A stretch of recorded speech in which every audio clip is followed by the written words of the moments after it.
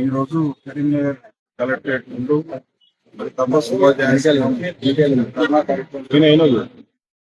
చాలా శోచనీయం.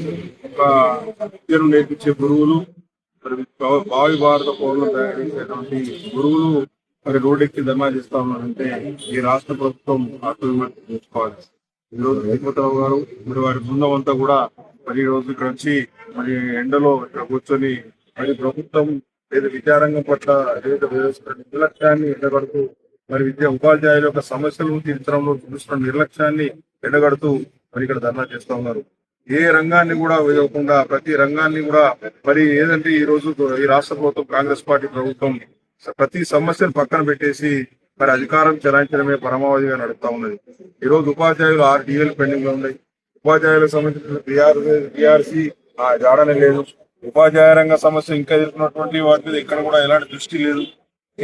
ఏ విషయం కూడా పట్టించుకోకుండా మరి కంటితో మాటలు మాట్లాడుతూ రోజుకో స్టేట్మెంట్ రోజుకో కార్యక్రమం తీసుకొని ప్రజలను డైవర్షన్ చేసుకుంటూ అధికారం చెలాయిస్తున్నది కాంగ్రెస్ పార్టీ ప్రభుత్వం రేవంత్ గారు. విధంగా కూడా చాలా దారుణం. రాష్ట్రంలో ఏ వర్గం కూడా ఈ కాంగ్రెస్ పార్టీ పాలనలో సంతోషంగా లేదు. అన్ని వర్గాల వాళ్ళు కూడా ఆందోళనతోటి ఎప్పుడు ఈ రాష్ట్ర ప్రభుత్వం దిగిపోతున్నా అనే పరిస్థితి చూస్తా ఉన్నారు. కాంగ్రెస్ పార్టీ ప్రభుత్వాన్ని ఎందుకు తీసుకొచ్చినామా, కాంగ్రెస్ పార్టీకి ఎందుకు ఓటేసినామా అనే ఆలోచనలో మరి ప్రజలు ఉన్నారు.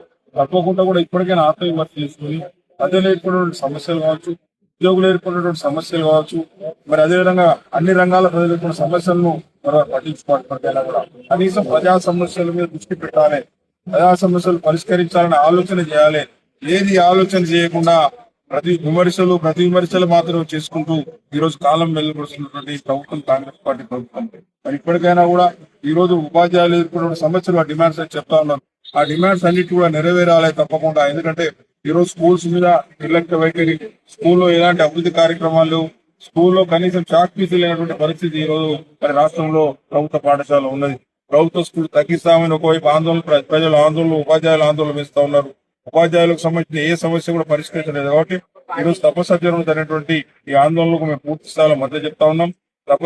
తప్పక ఉపాధ్యాయులే కాకుండా రాష్ట్రంలో అన్ని వర్గాల ప్రజల యొక్క సమస్యలను దృష్టి సారించి మరి మీరు ఆలోచన చేసి కార్యాచరణ తీసుకొని ఒక కమిటీ చేసుకొని దానికి కాలం పరిమితి నియమించి ఆ సమస్యలు పరిష్కారం చేసేందుకు చేయాలని చెప్పేసి ఈ రాష్ట్ర ప్రభుత్వాన్ని ఈ ధర్నా చేయడం సాక్షిగా